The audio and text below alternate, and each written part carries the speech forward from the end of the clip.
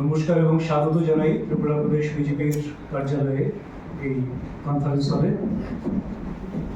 আমাদের মধ্যে উপস্থিত রয়েছেন ত্রিপুরা সরকারের ক্রীড়া, যুব বিষয়ক এবং সমাজ প্রধানমন্ত্রী মাননীয় টিঙ্কু রায় মহোদয়। উপস্থিত রয়েছেন প্রদেশ প্রবক্তা নবেন্দু ভট্টাচার্য মহোদয় এবং মিডিয়া ইনচার্জ সুনীত সরকার মহোদয় এবং আপনারা সাংবাদিক বন্ধুরা যারা এসেছেন। একটি বিষয় মূলত আজকের এই সাংবাদিক সম্মেলনে আপনাদেরকে এখানে আহ্বান করা। আপনারা সবাই অবগত আছেন, গোটা দেশ জুড়ে ভারতীয় জনতা পার্টি তার সময়ে সময়ে যেটা করে থাকে কার্যক্রম, দীনদয়াল উপাধ্যায় প্রশিক্ষণ মহা অভিযান। পণ্ডিত দীনদয়াল উপাধ্যায় প্রশিক্ষণ মহা অভিযান গোটা দেশ জুড়ে শুরু হয়েছে, মন্ডল প্রশিক্ষণ শেষ হয়েছে,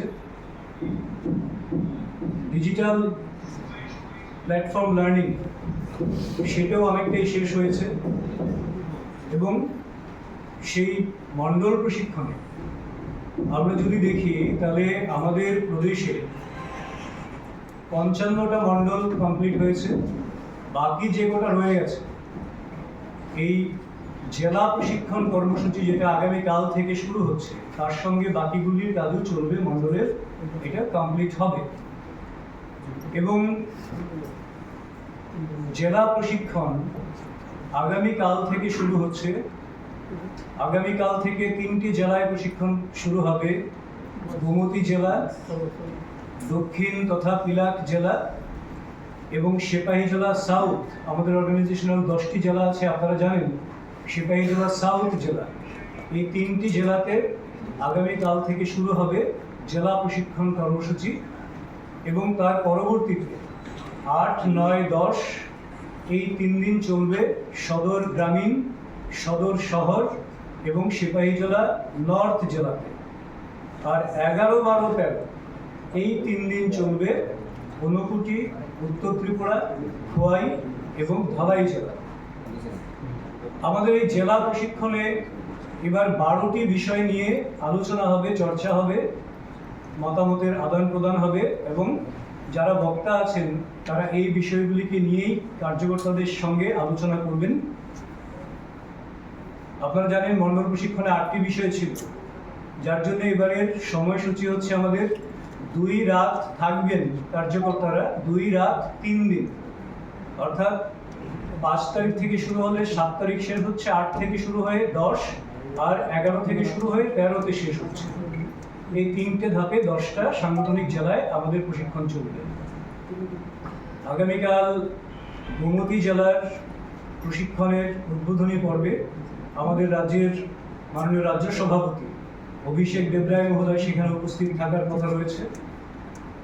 মাননীয় মুখ্যমন্ত্রী একটি জরুরি কাজে যেহেতু দিল্লি যাবেন, তো তার জন্য উনি থাকতে পারছেন না, কিন্তু উনিও তারপর কোনো একটি জেলা পর্যায়ে কোনো একটি বিষয়ে কার্যকর্তাদের সামনে তিনিও রাখবেন।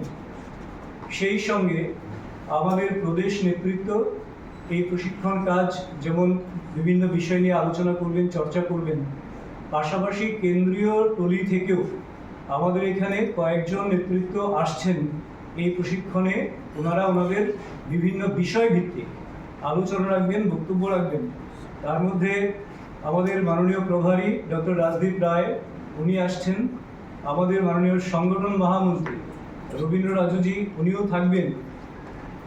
এছাড়া এখন অবধি শ্রী গুরুপ্রকাশ পাসওয়ানজি উনি আসছেন, রাজকুমার শর্মাজি আসছেন এবং হেমন্ত গোস্বামীজি আসছেন। আরও কয়েকজন কেন্দ্রীয় নেতৃত্ব কেন্দ্রীয় প্রশিক্ষণ টলি থেকে আসবেন আমাদের এই জেলা প্রশিক্ষণকে সার্বিকভাবে সফল করার জন্যে।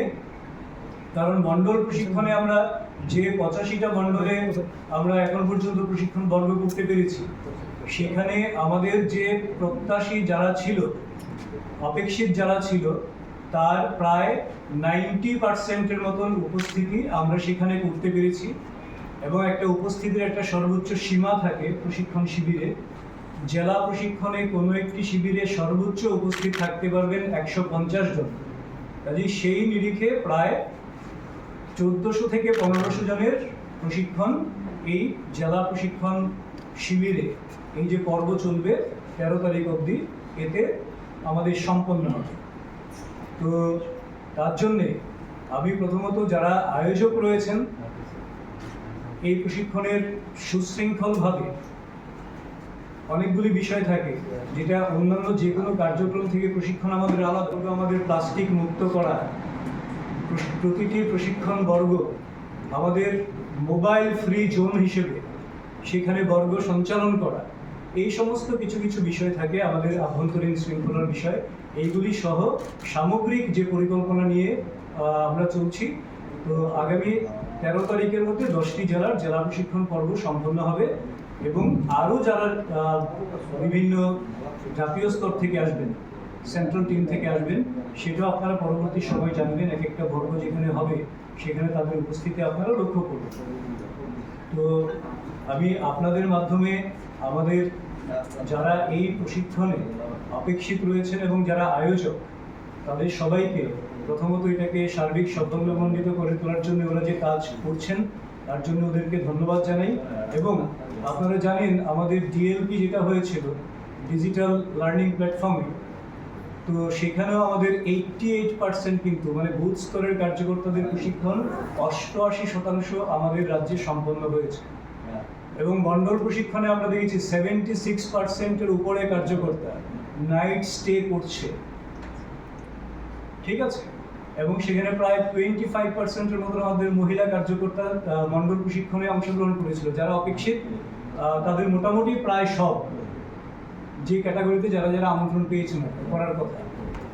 তো সব মিলে আমরা আশা করছি এবারও অত্যন্ত সুনামের সঙ্গে আমাদের এই জেলা প্রশিক্ষণ কর্মসূচি আমরা সম্পন্ন করতে পারবো। এবং তার জন্যে এতে বিভিন্নভাবে সমাজের বহু অংশের মানুষও এটাকে সমর্থন দিচ্ছেন এবং সাহায্য সহযোগিতার হাত বাড়িয়ে দিচ্ছেন। তার জন্য তাদেরকেও তাদের এই পজিটিভ দৃষ্টিভঙ্গির জন্য, ইতিবাচক দৃষ্টিভঙ্গির জন্য এবং এটাকে সমর্থন যোগানোর জন্য এটা আয়োজনে তাদেরও একটা পার্শিয়াল একটা অংশগ্রহণ রয়েছে।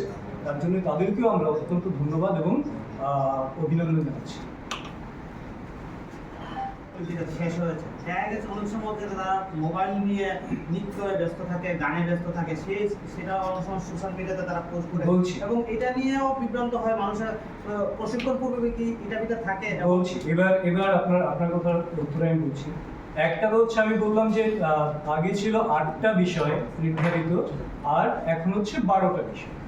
এবার এই যে 12টা বিষয় তার বাইরে আসলে আরো কতগুলি বিষয় থাকে, যেমন যেহেতু এটা মানে নাইট স্টের একটা বিষয় যেহেতু রয়েছে শিবিরে, তার জন্যে পরদিন সকালে আমাদের থাকে যোগা সূত্র, মানে যোগ ব্যায়াম করবে, শরীর চর্চা করবে, এটা একটা সত্র আমাদের আলাদা। তারপর থাকে স্বচ্ছতা অভিযান।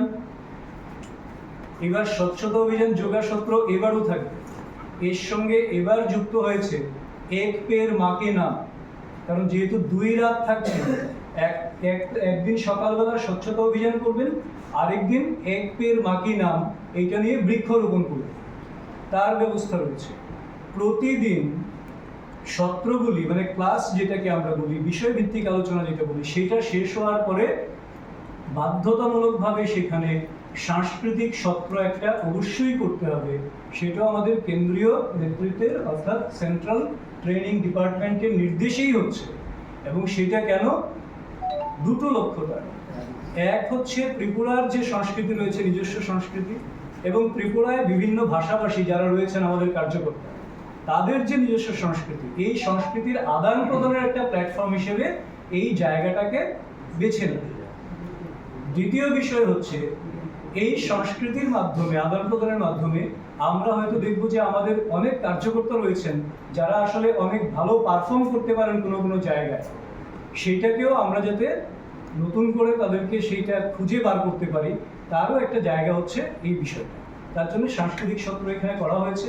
এবং এখানে এই সাংস্কৃতিক সত্রটাও যেই হলে আমাদের, যেই কক্ষে আমাদের এই বাকি বিষয়গুলি নিয়ে চর্চা হবে, আলোচনা হবে, সেই কক্ষেই সত্রটা অনুষ্ঠিত হবে এবং সেটা একটা ধারাবাহিক পর্যায়ের মধ্যেই সম্পন্ন হবে।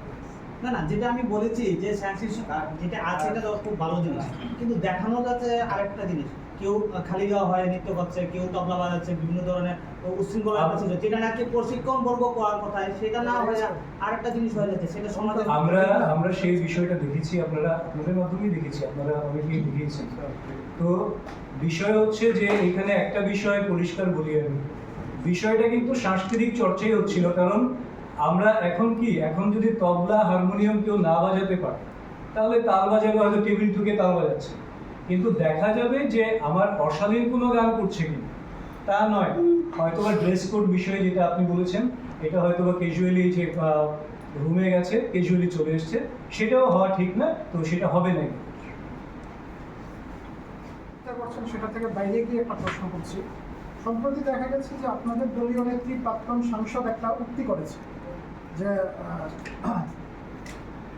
দলের স্থানীয় নেতারা যা খুশি করবে, ইলেকশন জেতাবে মোদী অমিত শাহ। সেই ব্যাপারে আপনাদের দলীয়ভাবে কি বক্তব্য আছে, সেই ব্যাপারটার পরিপ্রেক্ষিতে কিছু একটা?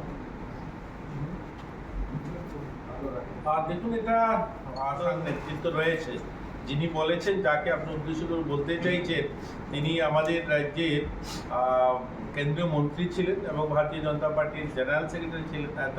ওনাকে নিয়ে কোনো মন্তব্য করতে গেলে নিশ্চয়ই আমাদের ঊর্ধ্বতন নেতা যারা রয়েছেন, যাদের অধিকারে সেটা আছে, তারা সেটা জবাব দিতে পারবে। আজকের আমরা এই প্ল্যাটফর্মে যারা আছি, এটা আমাদের অধিকার ক্ষেত্রের বাইরে।